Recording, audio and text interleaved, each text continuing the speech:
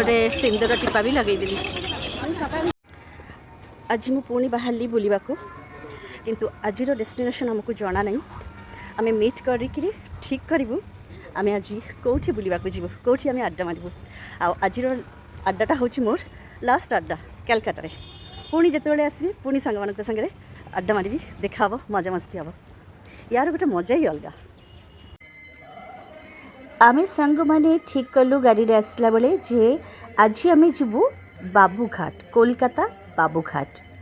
सेठी संध्या आलती आम देखू। देखु केते सुंदर लगुच गंगा घाट आलती भी स्टार्ट हवा को जाऊँगी। एते सुंदर परिवेश सतरे मनटा पूरा शांत हो गला। बढ़िया लगिला। एते सुंदर गोटे संध्या आम समस्ते मिसिकी सेलिब्रेट कलु। ये संध्या आलतीर साउंड टाक मुझे म्यूट कर काले कॉपीराइट पड़ से। तो यही साउंडटा जदि आपण मानक मु शुणी पारि थांती ताहले हुए तो बहुत भलो लगी था। माने आपण मानक भी भलो लगी था कहीं यार भाइब्रेशन एते सुंदर माने मनटा को अलग कौटी नहीं जीव। संध्या आलती बहुत सुंदर।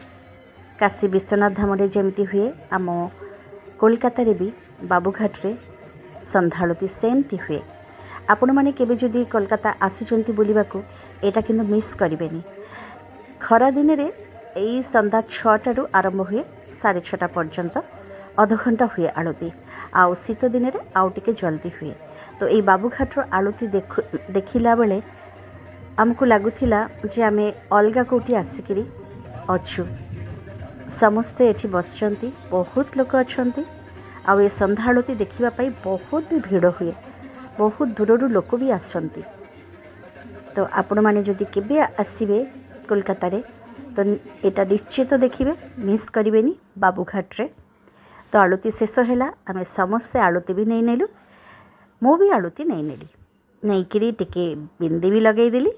तापर आम गलु आउ गोटे जगार से भिडटा आउ गोटे पार्ट नहीं आसबी।